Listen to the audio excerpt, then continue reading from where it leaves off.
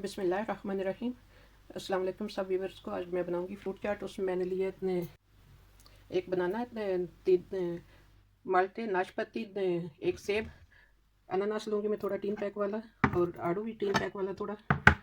उसमें मुझे चाहिए चीनी 1 चम्मच, चाट मसाला, नमक, सुरख मिर्च पाउडर, काली मिर्च पाउडर।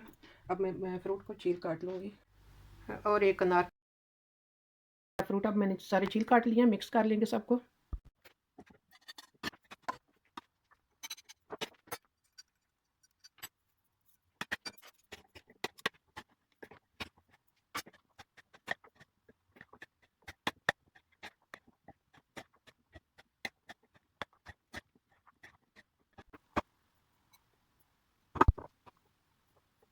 अल्हम्दुलिल्लाह हमारा यमी यमी सा फ्रूट चाट तैयार हो गया।